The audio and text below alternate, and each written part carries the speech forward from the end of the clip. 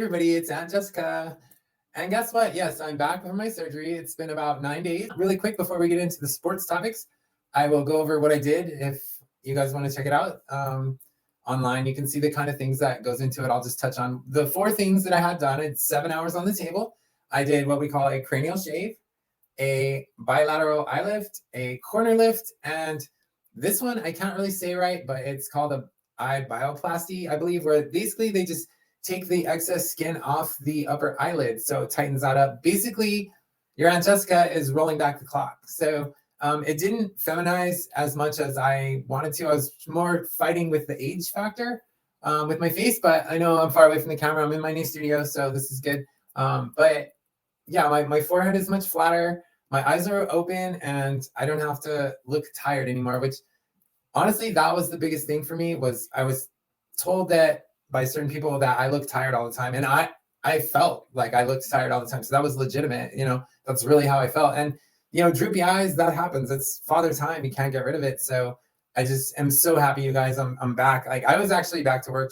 Don't tell my doctor, but 7 days after surgery, I was back to work. I still had bruising, but at work, like, I'm driving a car all night and people were behind me. So I wasn't really worried about it. I'm happy with the results. I wish I could have had more time to do more, but I'm probably going to say this is it. I can't do any more surgeries. Like, the recovery wasn't bad. I didn't use any painkillers, no medical painkillers whatsoever, just Advil, Tylenol, things like that. But that was also against my doctor's wishes. So don't tell her. The recovery sucks. Like 5 nights in a row, I probably didn't sleep more than an hour at a time. Just horrible pain. So those are the results. Like I said, I really am happy with the way it turned out. We'll see. Will this calm my brain down? I don't know. We'll see. So on to sports. I went with my friend Ansley, and she was going to compete in the Brazilian Jiu-Jitsu World Tournament that was here in Las Vegas. So I went there to support her. Also, I wanted to do a little bit of documentary on a trans athlete that's competing in there. And I also want to talk about this in this podcast, specifically the female to male transitioning. I don't like it, you guys. I think that it is a big social contagion that's running around the world right now. It seems that there's I don't want to get the numbers wrong, you guys, but it's about a 300% increase over last year from trans-identified females to now. Okay, so what that says is basically there's been a huge rise in women who are probably tomboys, and these are women under the age of 18 who are tomboys at heart. And because of the new gender ideology cult that's out there, they are being told that they are probably a boy and they should start drugs immediately and look at breast removal. And I watch so many videos on TikTok, YouTube, things like that, where these young girls, they look beautiful, you guys. I would give my left arm to have what these women have. And they're just, I know people say the same thing about me.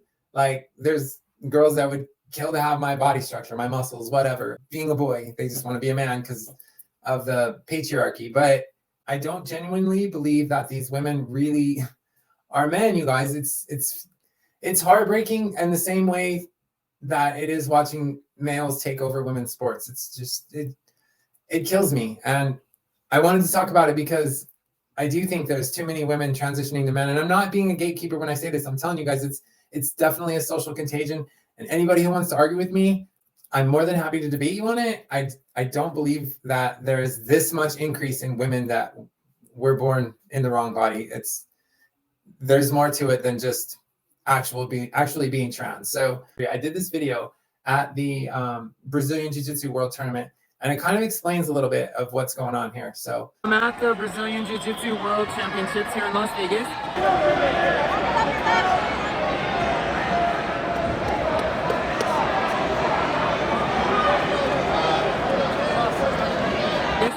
And the match you just watched was a transgender person defeating a biological woman. Now, the transgender person is a biological woman that is taking testosterone, like steroids, for a woman. And now he is completely dominated this entire jiu-jitsu tournament. And unfortunately, it's a tough one because they are competing within their biological sex category, but they're also on testosterone, which technically means they're doping, and that's illegal. So is that right? No, in my opinion. If you are a trans man, so a woman transitioning to be a man, you are taking hormones and testosterone, and that makes you ineligible. Now, this competition is sponsored by the IBJJF, which is the Flow World Championship, and they are supposedly paired with USADA, the United States Anti-Doping Agency, but they're not testing this person, Jason, on whether or not they have elevated levels of testosterone. So that's not fair. I'm just trying to bring attention to this, and the coaches have emailed the facilities and they really didn't care. Okay, you guys, so I made that video at the jiu-jitsu tournament. As you can see, I was live. After that, I went to the award ceremony, and I have photos to show you that basically this picture right here shows Jason, that's the trans man on the first step of the podium. And then as you can see, the girl in second place, she's okay, but look at the two girls in third.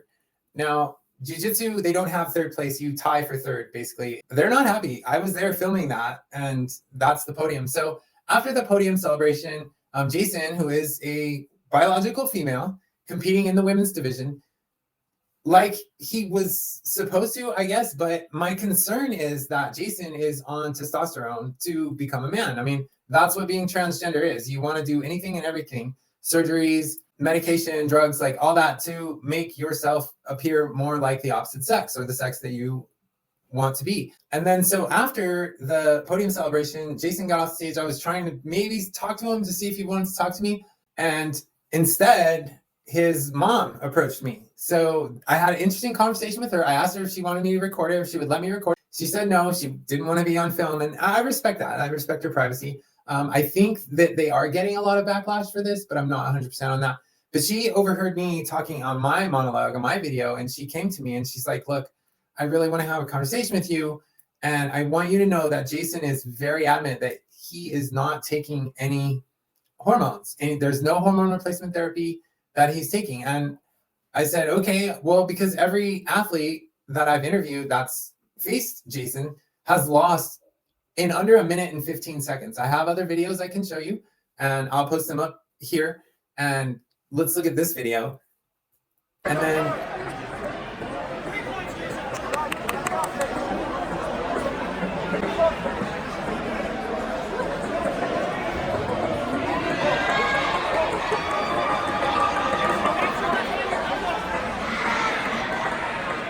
then you can see how strong Jason is.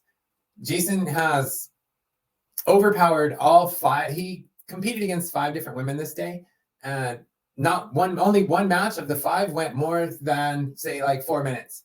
The match limit is 5. Every other girl, he tapped them out in less than a minute and 15 seconds. I watched on the clock.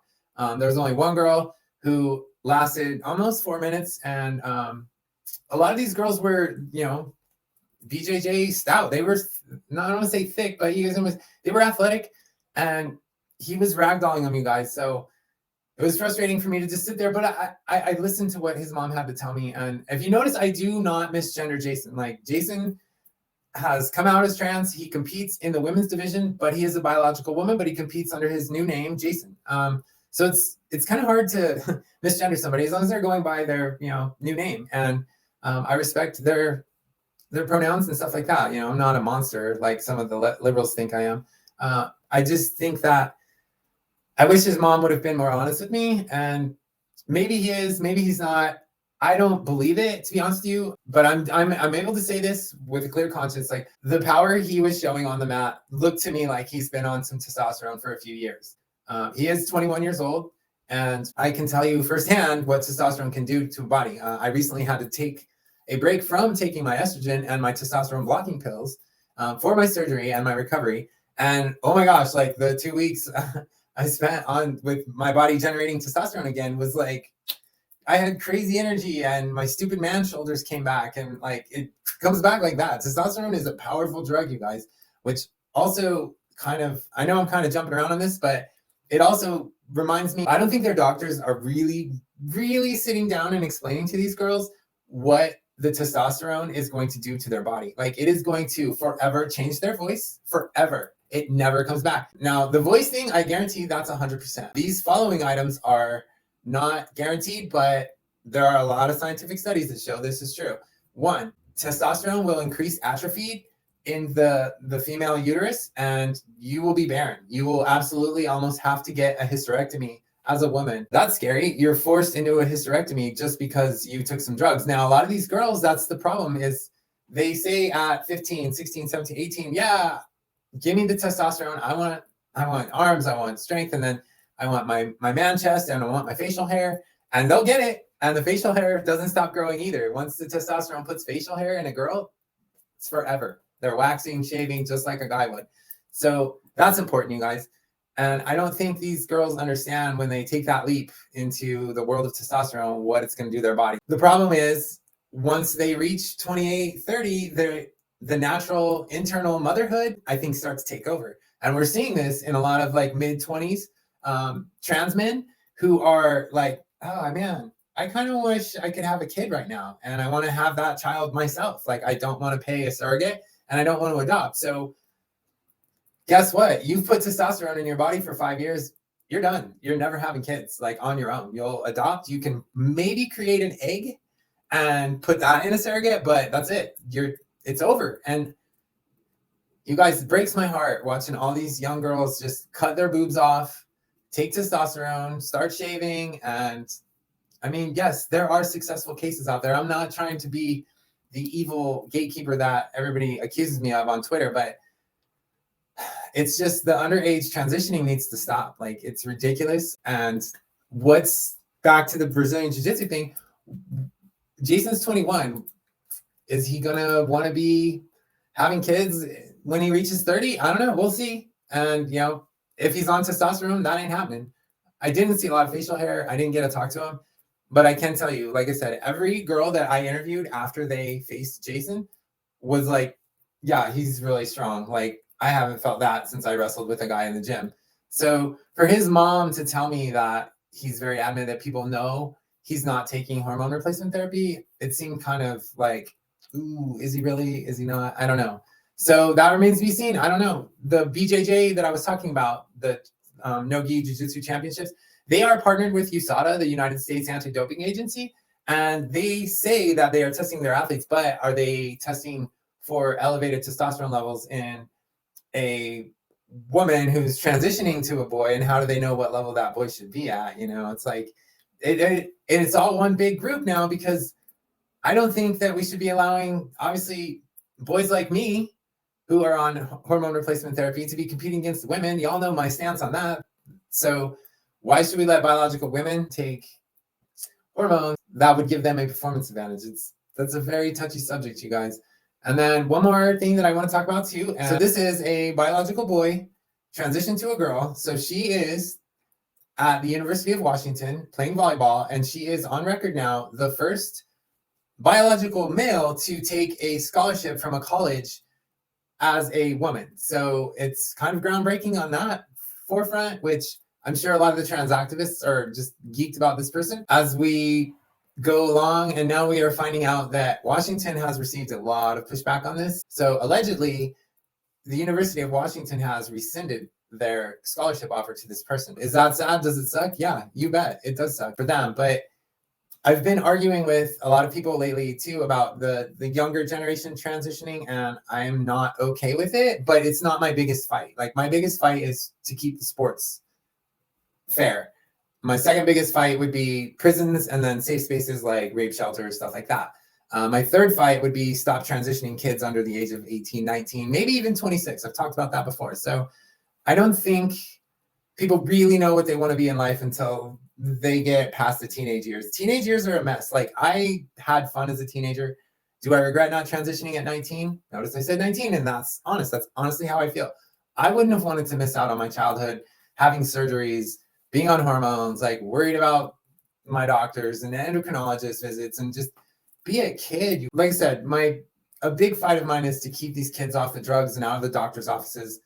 I can't stress that enough. A lot of people on Twitter want to accuse me of being evil in a way that, like, I don't know how much I can get away with on YouTube, but I don't think anybody's going to unalive themselves at the rate that these doctors and the left-wing politicians that are pushing for this stuff. I don't think kids are really committing that at the rate that's being touted. Now, are there some suicide cases? Yes, I'm sure there are, you guys. And that's real. It's legit. Like, I have close personal friends who were trans, and I say were past tense because they're no longer with us anymore, you guys. They did commit suicide. And that's a big part of my fight against the children transitioning thing, I think, is because the rate of regret, these numbers may be off a little bit for 2023, but I can tell you this. We have a 49 to 51% chance of committing suicide being trans. Me, exactly me. I am the demographic of that.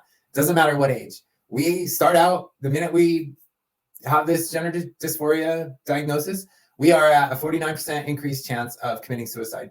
Now, they say that number goes up as the transition progresses, and the suicide rate is almost 51%. And then afterwards, after full transition, whether you're complete surgeries or not, but once transition has completed, I think the suicide rate actually dropped down to like 47, 48. But then guess what? 4 years after transition, the suicide rate goes up to 51, 52%, you guys. It never ends for us. And one of my dear friends, who was actually friends with Dave Chappelle, she was an upstart comedian. She had a great career in the tech industry in San Francisco, of course. I used to tease her about that.